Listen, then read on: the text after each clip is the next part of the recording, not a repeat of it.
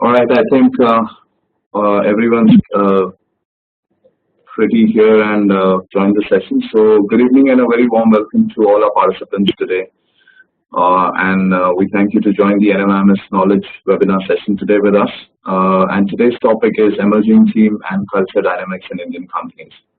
So, we have with us today Mr. Dipankar Ghosh, who happens to be the Chief Human Resource Officer with Bajaj Corporation Limited, and has also handled the same stints and designation across different companies, to name DIGO Limited. With his 20 plus years of vast experience, he strategically managed different and re-engineered different business processes, leadership assessments, and held the team and design structures which has led to successful operational as well as strategic teams to build and increase their productivity. So with today's session, we'll be talking more about how do we tackle different objections at work, especially at a leadership level, how do we take care of our teams, and how do we inculcate new cultures which would overall help us achieve desired results set by organizations. So, as we know, change is something which is difficult at times to hear. It's a positive word, but today's session will change our perception about it.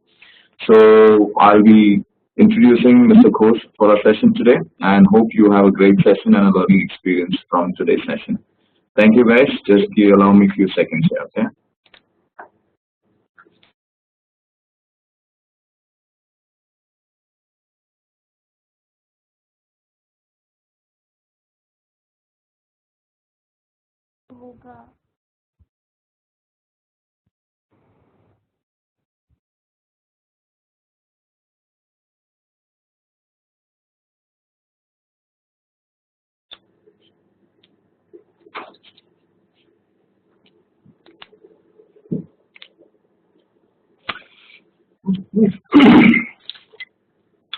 Good afternoon, guys.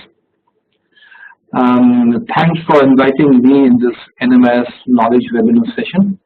As introduced, I am Dipankar Ghosh, and I have been part of human resource function for the last 20 years in various organizations. And without doing much ado, let me come back to the topic. And the topic that we are trying to cover today is emerging team and culture dynamics in Indian companies. I see quite a number of attendees, 45. Great to see all of you excited to hear this. And let me start saying this, that we had for so long been talking about team dynamics a lot, and dysfunctional teams, functional teams, team synergy, and how team operates the best is something that has been a matter of study for quite a few decades, I would say. But culture as a piece is not a very old phenomenon. Culture and organizational culture is a topic that's been discussed in the last 2.5 decades only. And today I just want to flip the side and discuss about how culture affects teams, how culture affects organization, how culture affects profitability, the way we operate in an organization, and therefore the effect that it has on team dynamics. So that would be probably the focus. I think these numbers will just to kind of get into that. I would be talking, giving models around session. And if you have any questions, please put that on the chat box. I will take it up as and when I feel right, and I will try to cover most of your questions while I continue to have my monologue on what I intend to say. Yeah. Okay. So, what are we trying to achieve in this session? I think, as I said, that I will be moving from culture to team as far as dynamics are concerned. We will first try to understand what culture is. What culture is, why it is critical for teams, and what effect does it have on teams. And then we move to a bit of an Indian context and see how it looks like culture in Indian context, and what are the emerging trends of culture in Indian corporate world. Several studies have been done, and we will be taking up some key important studies which have happened by global leaders on Indian companies and try to find out culture in Indian context and its emerging trends. And then we will figure out what does it mean to our team, what does it mean to an individual, and the constraints and opportunities that throw us in the context of culture and team behavior. And once we are done with it, we would end up probably, I would assume most of you are business lead or would be business leader already working for a business. Many of you would be HR managers or would be CHROs. So if you are given a mandate to synergize team and culture, make a culture and make sure that team delivers there, then what will be the winning tips for all of you? I think that's what we would do when we close the discussion today. I would expect at the end that the participants should be able to appreciate the impact of culture on an organization and some tips to kickstart the journey. Yeah. So I move to the next slide, which is the objectives, and I discussed about it, the objectives and the takeaways of the session. And then here we come to our slide number 3, what really is culture in an organization. Former CEO of GE, Jack Welch, once famously said, "The soft stuff is the hard stuff." This rings true for most business leaders today trying to initiate culture change in their organization. A lot of people think culture is a bit of a mushy, fuzzy concept, but increasingly, research is showing that it's not so. It's tangible, it's measurable, and it creates value for the organization. These days, you must be listening or witnessing a lot of companies are talking about purpose, their values, and their culture. It's almost becoming a bedrock for most corporations to talk about this, and this is beyond their quarter-on-quarter profits. It's what makes them thrive for generations to come. That would actually help them survive for decades. Because if you look back, organizations who only have a solid culture have thrived for generations and for centuries. So what's culture essentially? The culture essentially is the beliefs and behaviors that govern people, how people act in an organization, how they are governed to act. This thought emerged in 1980, and today it is becoming a major determinant for a company's success or failure. And as I have shown in the slide, if you see Deloitte's study on global human capital trends, very recently, a couple of years back, the study happened.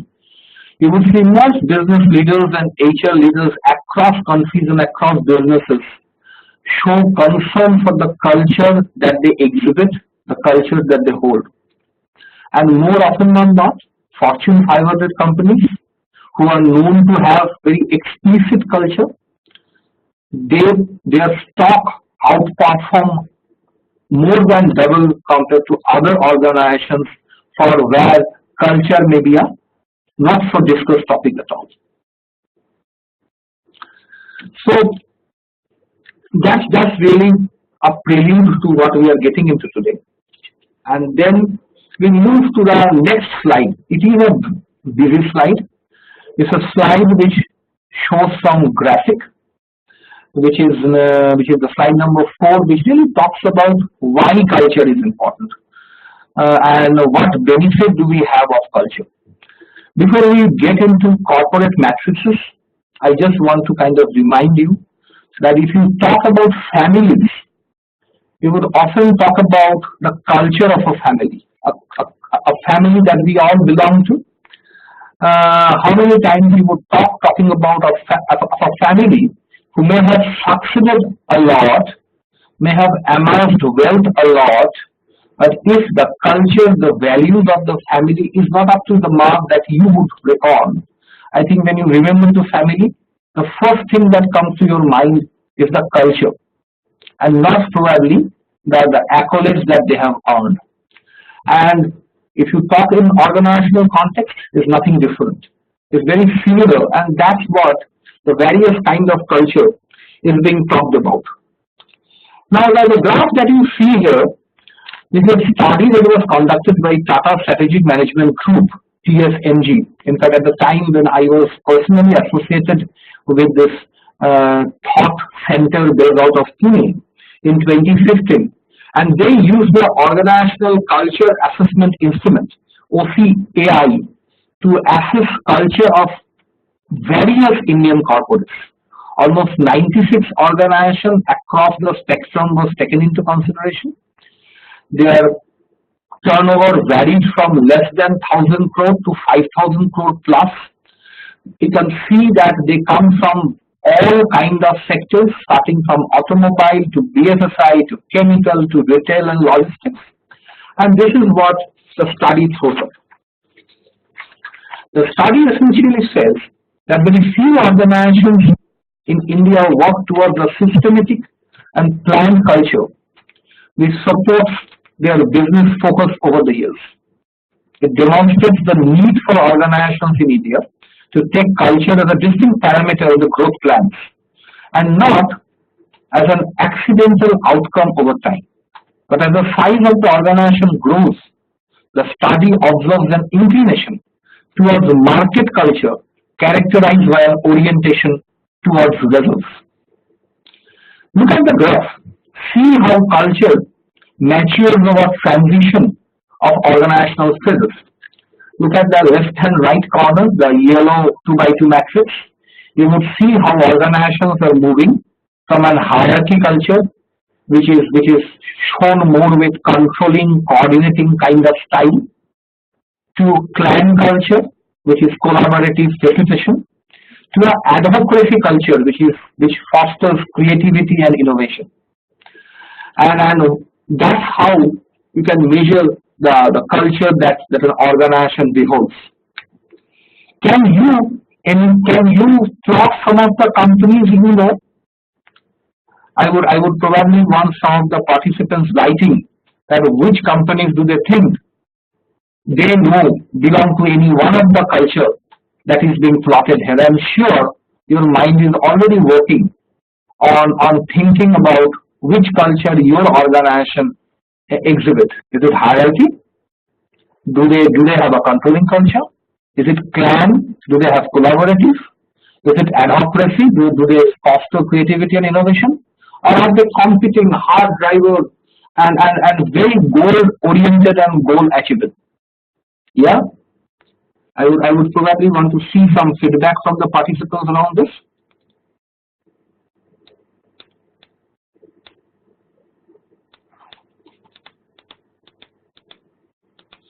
I was seeing. I think I had an audio issue. Is it okay now? Is it okay now? I was seeing a lot of.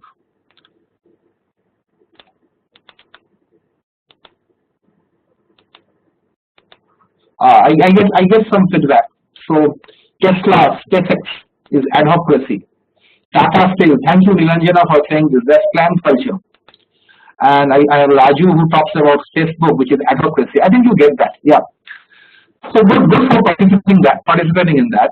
I could only read out few because that's what's coming. And as we move forward, I'm sure you all get chance to participate a bit more. The question that really comes up is your company's culture aligned with your business strategy? If the leader team believes in hierarchy and your organization thinks that innovation is your growth driver, do you think you can succeed? Think of the paradox. I would see many organizations in the boardroom say, we need to innovate, we need to be agile, we need to come up with ideas quickly. But if you look at the structure, if you look at the process, you will see hierarchy, control deeply seated inside. People sit inside cables, they like to be called serves. There is a multiple decision-making authority, and that's the structure that the organization has, or the culture that the organization has, and they expect innovation to set in. Do you think that can happen? That probably doesn't happen. In fact, there is a fantastic linkage of business culture with profitability. Survey shows that 68% companies surveyed showed high growth when culture is aligned with strategy, and profit margin grows up to 11.5% with alignment of culture. So you have to really decide in which part of the field you want to play, and you have to make your culture align with the strategy. The other important thing that came out, and I think that's very significant, is most companies, if you see, the employee base of the organization is largely composed of lateral hire from competing firms. Thus, your organizational culture with respect to broader industry context becomes very relevant in designing what you want to be. Quite often, businesses underperform, not because of poorly crafted strategies, but because of inadequate alignment of culture with strategy. A planned culture, which is created consciously, keeping in mind the organizational vision and mission, the external industry climate, and the VUCA world where we operate, will be the for the organization is fight for profitable growth.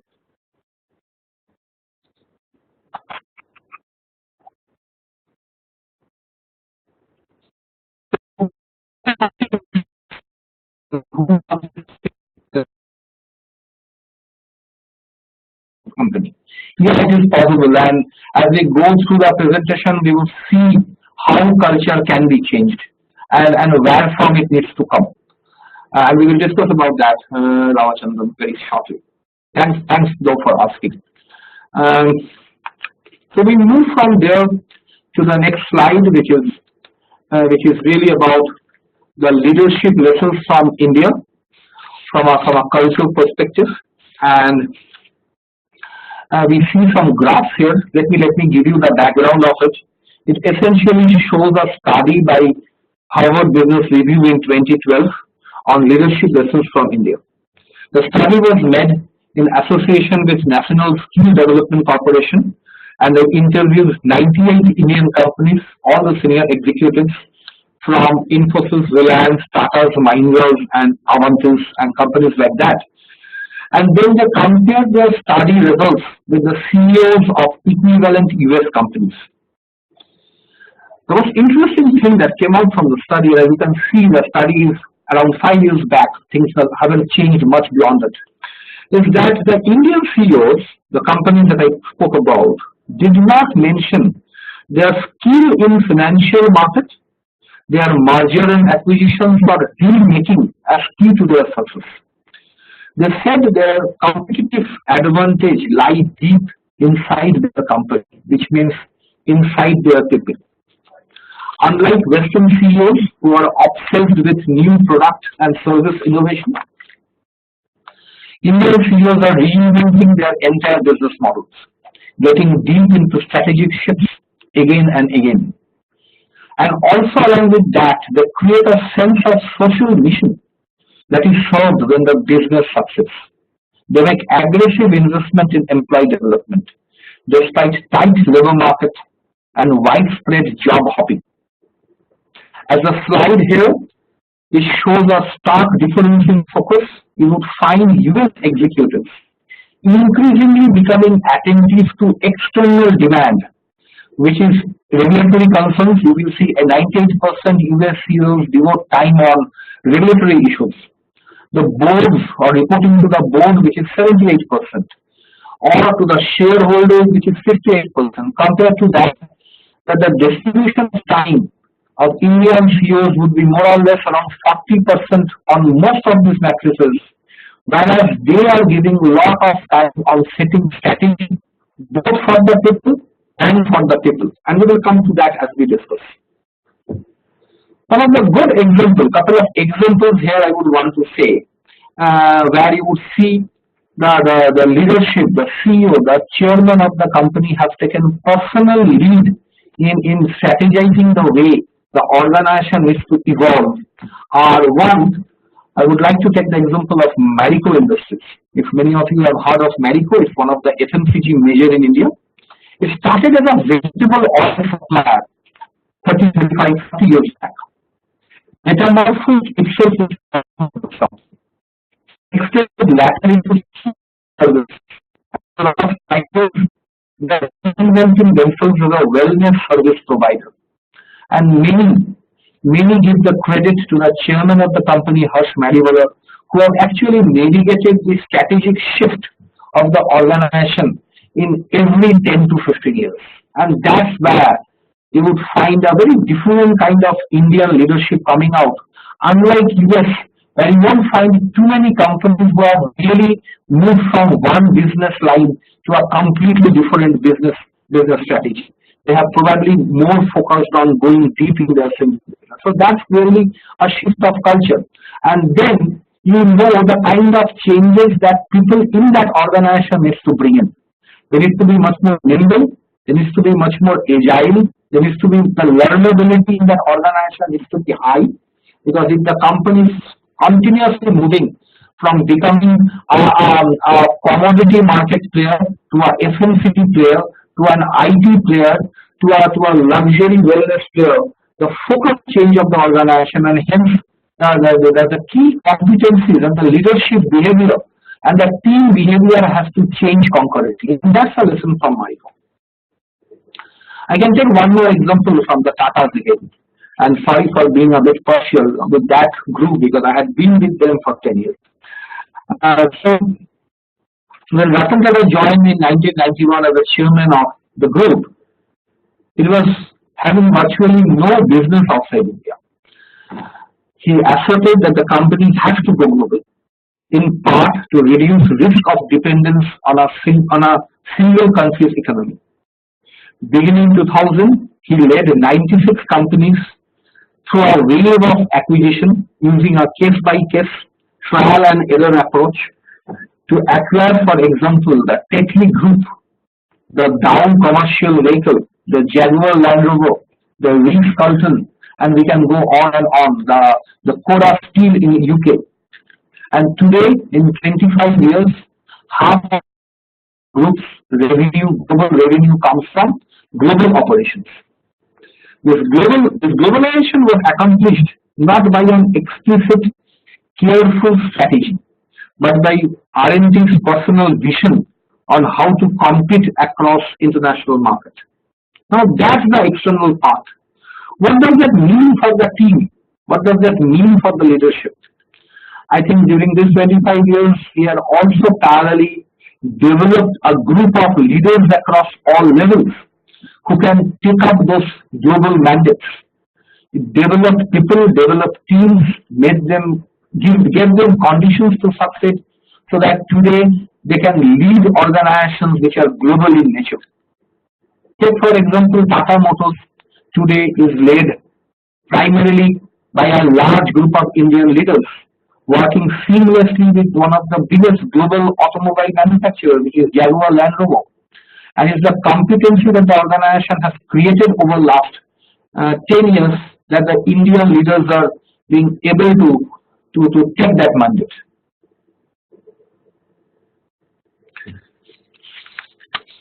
And if you look today, the group is headed by not a family member, but a professional who has grown up the ranks within the group of Tatas. If you look at some of the other big companies of Tatas, again you will find creation of internal talent, which also speaks about the leadership and as a team, how open you have to be to embrace changes, understand the shift, and that's typically what's happening in most Indian conglomerates. So so this is more of a broad idea about where the shift is happening.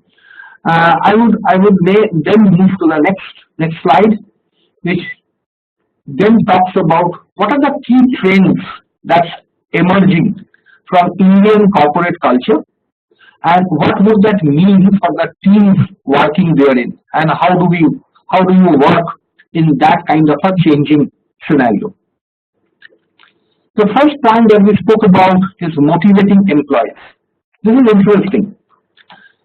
In India, because we often work with limited resources and we know that not everything can be given by financial gratis, Indian managers in the survey that I was speaking about of the Harvard Business Review saw that Indian leaders have developed this capability of encouraging employees to care about the goals of the leader and the organization. They were able to show the bigger picture, a bigger purpose as to why a goal is to be achieved by his team member, because the financial gratification or something which is in situ may not always be available for the kind of managers in India that we operate, which is very, very different. Often leaders would make their team work through a charismatic way, by a transformative way of leadership, and it is very different from the US or some of the Western nations leadership style, where often they would lead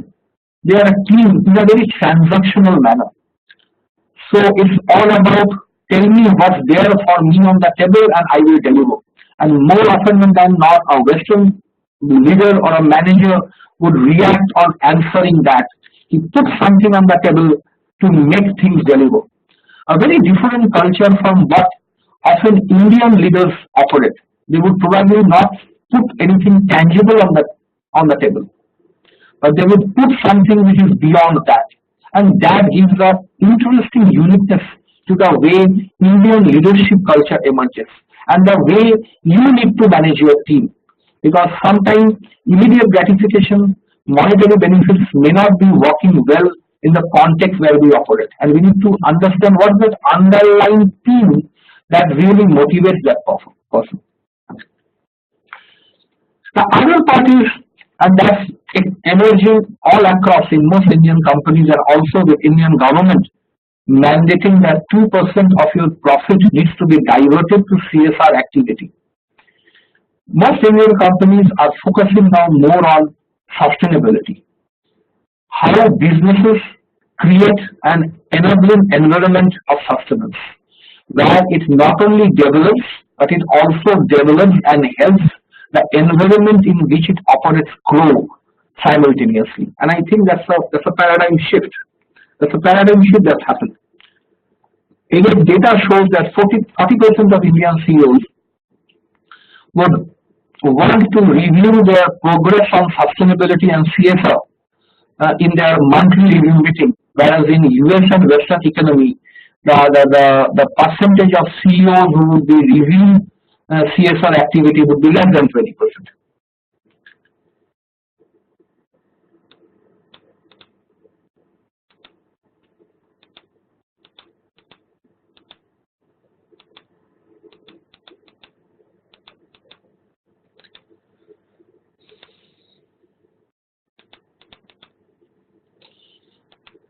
I have got few questions and I will come to that, but let me just go through the slide and I will come to this.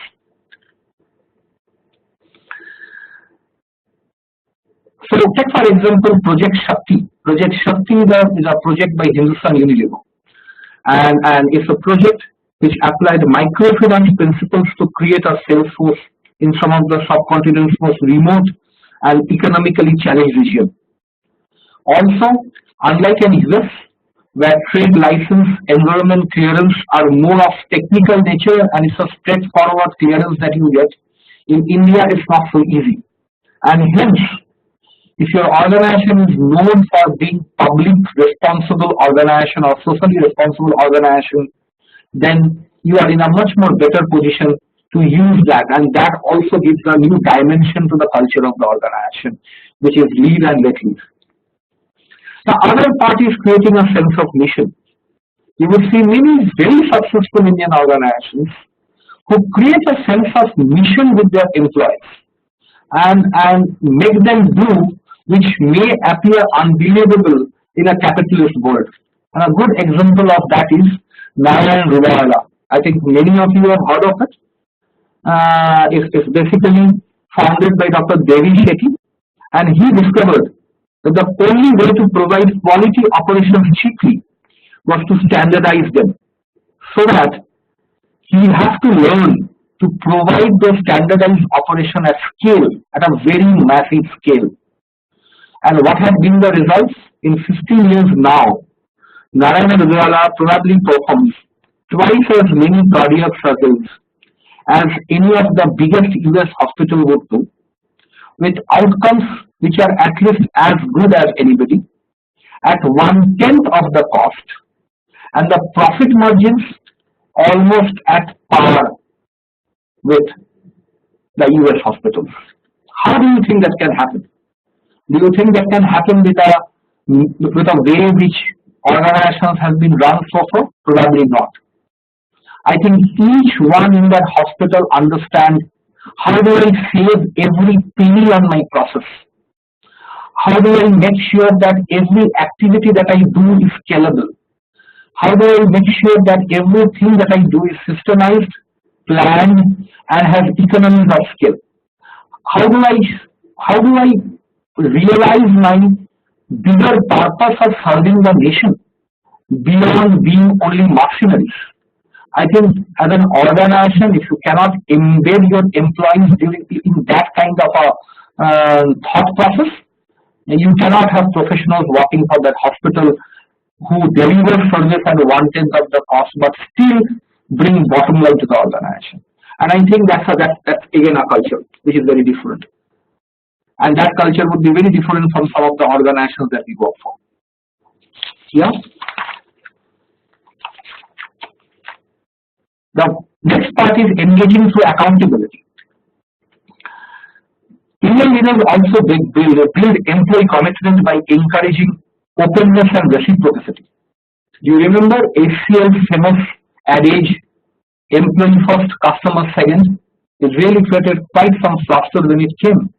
But actually, HCL started having policies and initiatives designed to make employees feel personally responsible for the company's offering, bringing personal stake, expanding the ESOP structure, expanding the benefits so that other employees feel that they are part of the organization. It's no more a 9 to 5 job.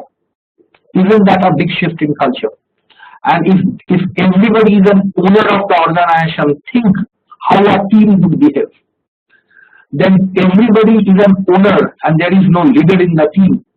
It's almost like you are a captain. So the role of a leader then moves from being the manager to a captain in a football field, where every 11 player is playing to win. And the captain's role primarily is to motivate, but not always to guide. So that's the message that you need to understand, how culture or strategy and culture, when they come together, how they really need to move. And I'm talking of successful organizations because they made a strategy and then they made a culture. And that's how the organization prospered. Empowering through communication. Now that's an interesting take, and I will give a very interesting example to kind of buttress this point. I quote Jagdish Khattar. Jagdish Khattar is a former MD of Maruti Udyog, the biggest automobile manufacturer of India. He said once that I can take all decisions in the organization. I know I am paid to take decisions, but I don't take any decision. That's interesting. He said, whenever I need to take a decision, I know what is to be done. But I leave the decision making to my team. And more often than not, 85 to 90% of what they propose is exactly what was there in my mind. And hence it's very easy for us to then reach to the 100% expectation level. But what it does is, it creates a sense of co-creation. My team goes back thinking it is we who decided the course of action. And there is a huge amount of empowerment, and that's how powerful communication can do. That you can shift the onus to the people and they feel they are doing it, while your management probably have only wanted you to do that only. And I think that's a very interesting shift in culture that happens of empowerment in the organization. And the last part, and we spoke about it, is the learnability, the investing in capability development. I think that's one thing I see a very clear change in trend across cultures in Indian organization, where today, probably because the labor market in India is extremely competitive and turnover is often more than 30%, you would find a lot of focus of Indian companies on training and development. Many companies are often putting 5% of their profit on L&D basket. Wow. I think that's enormous if you benchmark it with some of the Western companies. In US, for instance, companies have largely abandoned investment of employees, especially in developing managers, for fear that it will be lost if they leave. statistics suggest that about a quarter of new hires in Western economies received no training of any kind in their first 2 years of employment.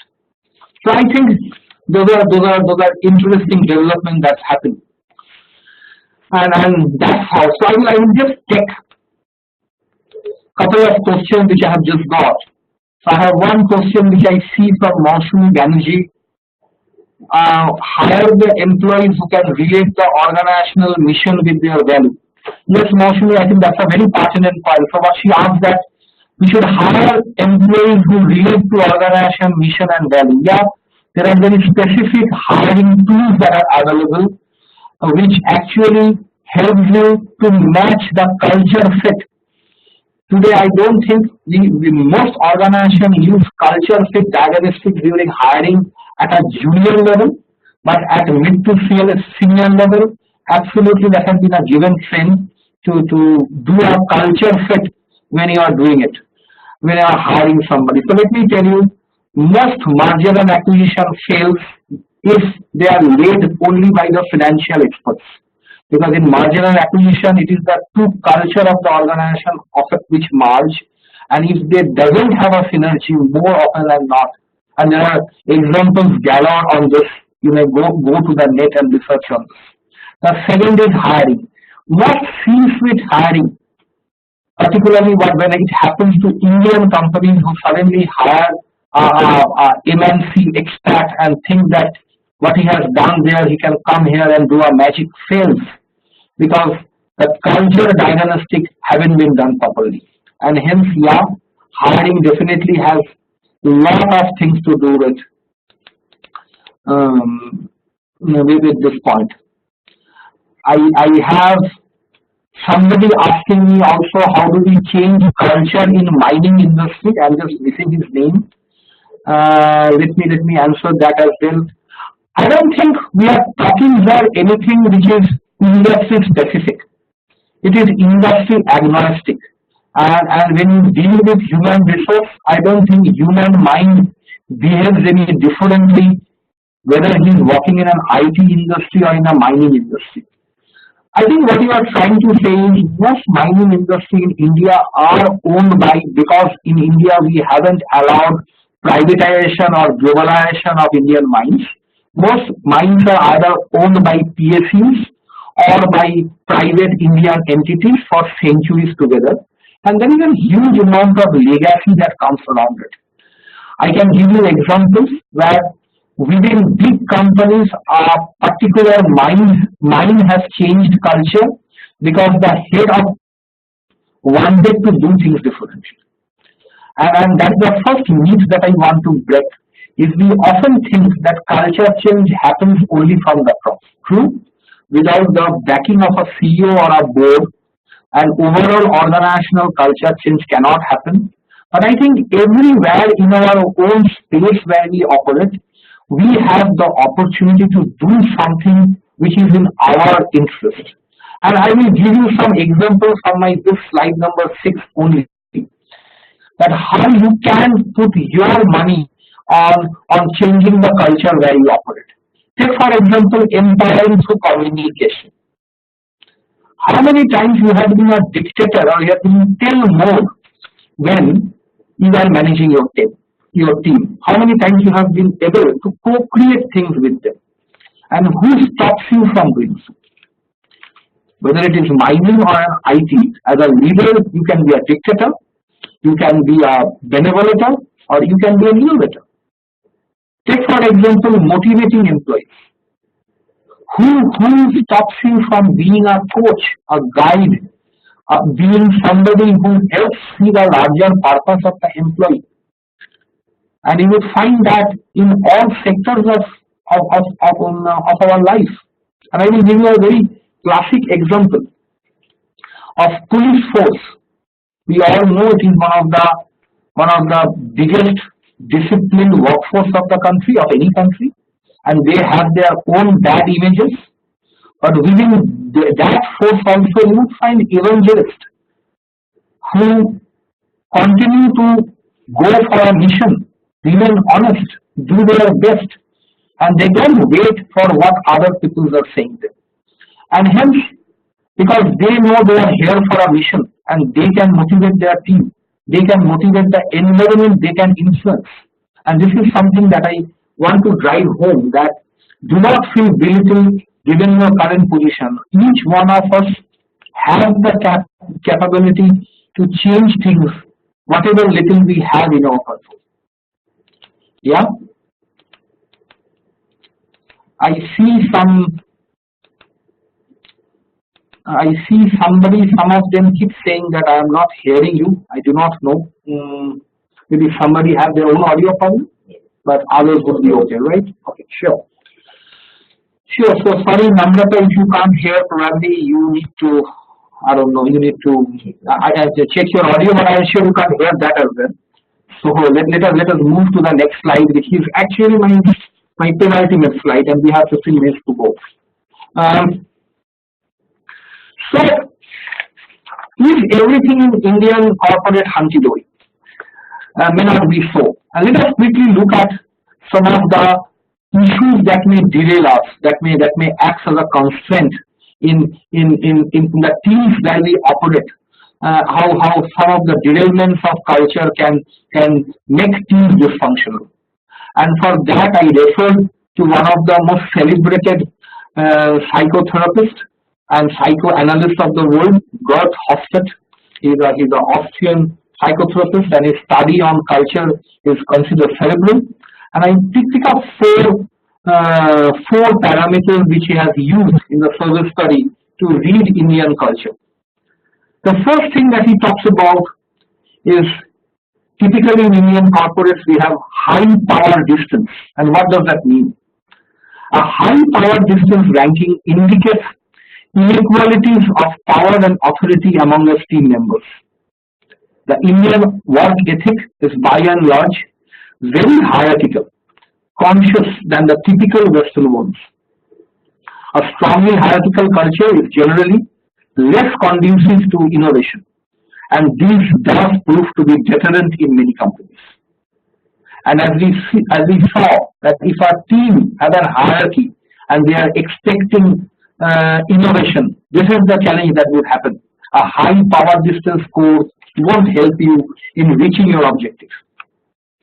I have funny examples about how high power distance work. How many times many of you may have worked in a project, did everything single-handedly, and when you are presenting the project to the senior, you have to, or to another team or to the board, you have to include your superior's name, because otherwise he can rant amok, and you need to really keep him in good humor. So that's typically a sign of a high power distance, and that's typically that we see in Indian culture. This serially affect team dynamics. The other key dimension where India scores significantly higher than Western culture is collectivism. Now, collectivism is an antonym of individualism.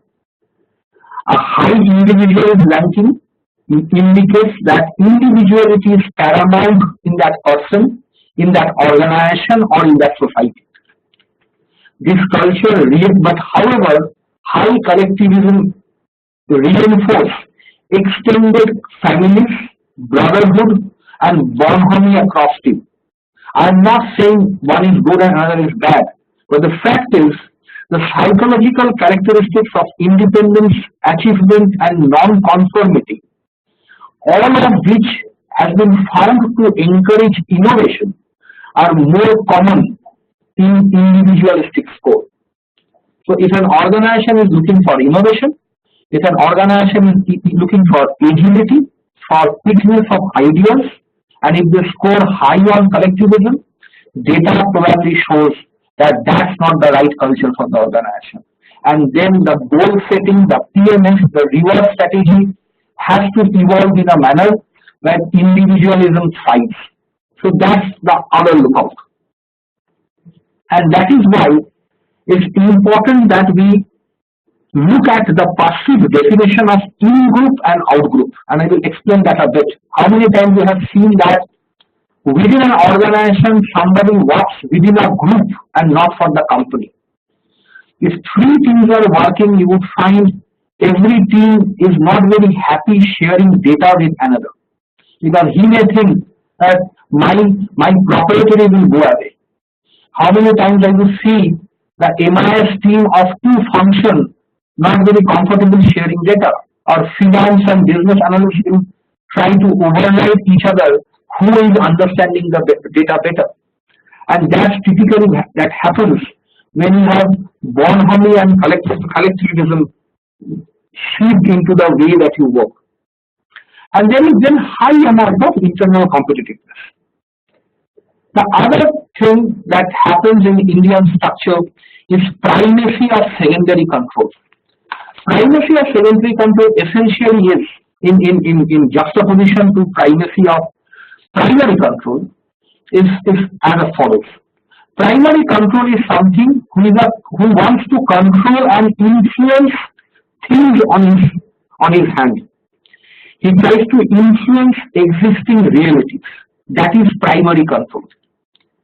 Secondary control is he tries to adjust to existing realities, and I will explain you how it is. If there is a problem in India, instead of solving the problem, we adjust to the problem, and we call it what? Chalta hai, jugaad. We will make it happen. Arey, this happens, but let's go and do it. And that is what we call as a secondary culture. In a secondary culture, you are always adjusting to existing reality. Whereas a primary culture is where you are trying to influence or change the existing reality if it doesn't suit you. You would not accept mediocrity. You would not accept wrong things. How many times as a team member you have accepted funnies from others and vice versa? And this can seriously impede innovation, agility, growth, because our culture also do not always allow us to be open, to be honest, and to be frank. The last part which really challenges Indian culture is the uncertainty avoidance. And uncertainty avoidance is only about tolerance of uncertainty and ambiguity in the society. And that's also something where we are very weak, which means we have a high level of tolerance for uncertainty. We have high level of tolerance of ambiguity. And that is why you will find there is no SOP to whatever we do. We do not patent our work because we think that will be plagiarized. We do not ask for standard operating procedures. And this is a culture which again impedes agility, which impedes innovation and impedes quick work. Now, if these are the challenges, and then many of you who are asking me how do I change culture, how do I come to a structure which helps me change culture, I don't think here we are talking about any fuzzy-duzzy things. There are very clear set of actions that we can take, which I explain in the right-hand side of slide number 7, the current slide, and explain how do we actually make a culture which kind of overrides what we were talking in the left. And this is the first is how do we create an organizational structure, organizational processes and systems that ensure personal autonomy and role flexibility. How can we do that? We need to have flatter structure and not the steep pyramid which we are used to. Reduction of layers, reduction of levels, clear definition of roles and responsibilities with no overlap. Influencing, learning to influence rather than having formal authority to command. Fluid reporting. Why do I need to report somebody? I can report anytime, anywhere. I have seen people who come and demand that I have 3 managers. I need to have only 1 manager. And I keep saying them, as long as you are delivering, how does it matter whether you have 2 or 20 managers? Why do you always need very rigid structure to be reported and also be reported? And why you have so much of vulnerability that one of your juniors is probably reporting to somebody else as well? So I think there is a way to look at both of these very clearly. How do we delay decision making? How many times we have seen a particular decision making in an organization probably goes through 5 levels of signature? Can everybody walk around the organization to make sure that there is delayering of decision making? And those are very, very hard systems and processes which transcends the culture of a company. How many times we have probably created opportunity to work in interdisciplinary teams, creating cross-functional teams, which harbors learning, harbors knowledge. Also, how do we increase access to key resources? Do we have everything that is required to make yourself successful in your role? I think that's important. Often you go to the battlefield without having enough resources in hand, and organization expects miracles. We as team leaders, somebody joins in your team and he is posted in a remote location. How many times as leaders we make sure that he has the knowledge, the kit, the network, the connectivity to really be successful, and what's the process around it? I think that's very critical. And then, how do we have innovation-related performance goal, and not only achievement of routine delivery target? What additional value he has gotten for the year, and how are we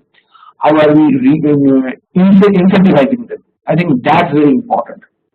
And also in this context, many organizations do also reward good misses, because when you are moving into an innovation-led culture, there will be mistakes. There will be loss of huge resources, and the resultant may be zero. And people do get demotivated. Organization thinks, but if organization is really thinking of a culture of innovation and growth, then you have to sometimes identify good misses and incentivize them. So I think those were some of the key things that we discussed in and some of the things that we really didn't spoke about. As I come to the business end of the session, I move to the last session, and I would quickly give you what I call as the 10 commandments of embedding a culture in a team and in an organization. And it transcends really between what you want to do within a team and what you want to do in an organization. Think over these 10 commandments, and you will find that many of them would help you creating a culture within your team, which would help you deliver or be a much more effective manager. And I will just quickly run through the 10 commandments and give quick examples to explain what I try to say. Define a set of desired values and behaviors. While we can talk about how organizations put forth their mission, vision, value, I want to bring it down to a lower level, because I understand many of the participants are young and new and maybe first-time managers. How many times you have very clearly articulated expectation within your team members? Or maybe how many times you have set the expectation of what is expected out of a meeting that you conduct? When do we start? What is the agenda that we follow? How do we follow up? How do we behave in a meeting? How do we come prepared in a meeting?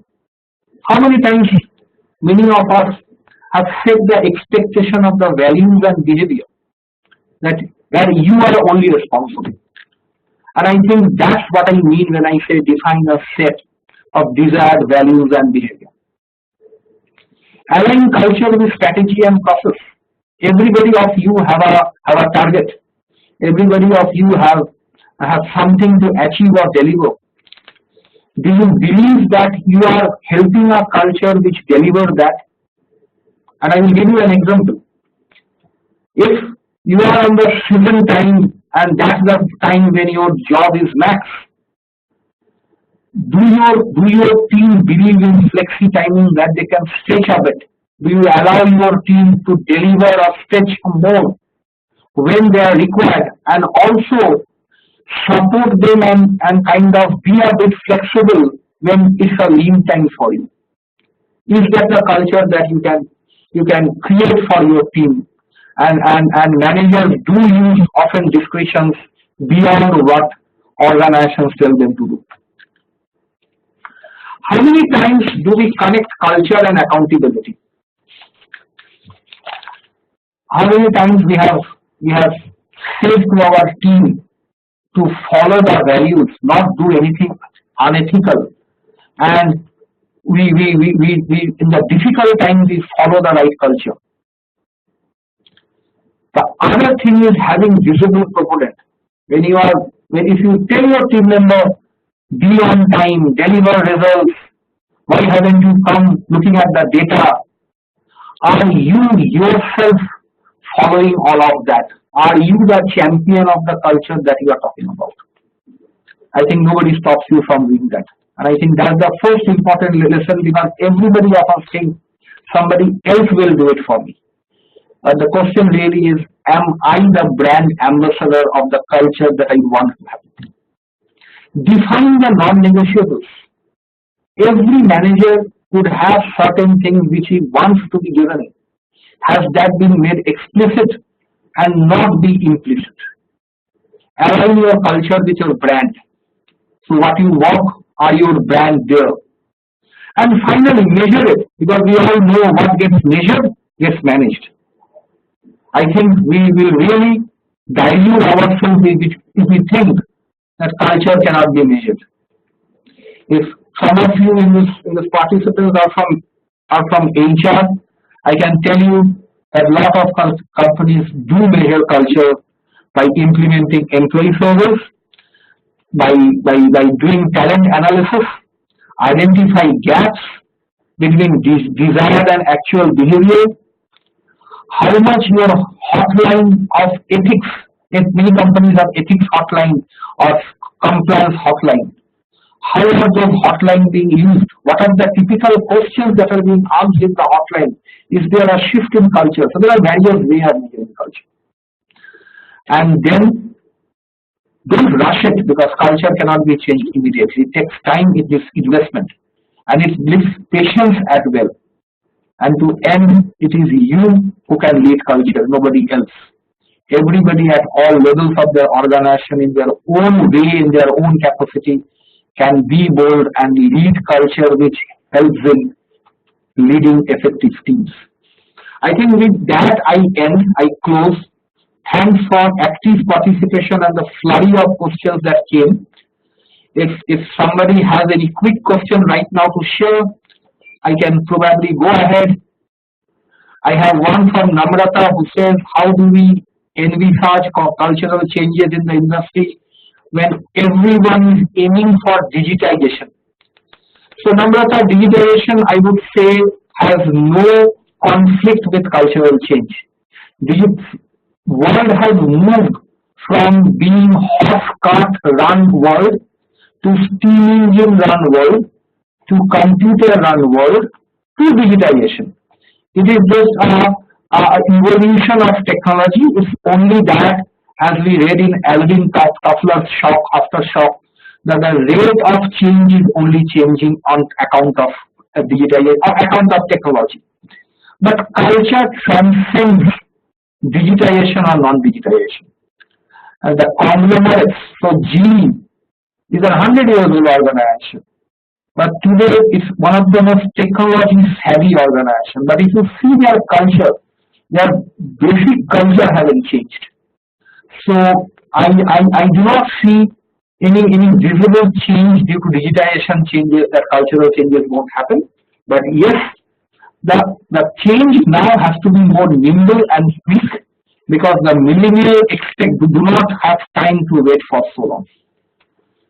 Yeah, so that would be my take on your question, Namrata.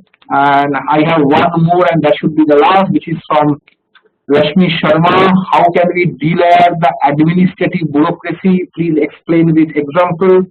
Absolutely, yes, Rashmi. So I do not know from which industry you are. I am giving whatever I think is best. I will again take the example of decision-making layer. So suppose you have a material to purchase worth 10 crore rupee, and your organization buys such things multiple times a year, then you can do, and you have multiple decision making layers by which you can buy that procurement. You can definitely look at the process and see how we can ease that process. Both for government sector and for private sector, there are examples of delayering administrative bureaucracy by empowering people down below, by giving them authority along with checks and balances, but saying that you decide, I give you financial power, I give you approval power, so that there is agility. However, if you do a mistake, there is punishment for that, but if you do right, there is reward. I think that is how you delay administrative bureaucracy. That would be my take. I think we are almost time, and with that, I close today's session. Thanks for participation.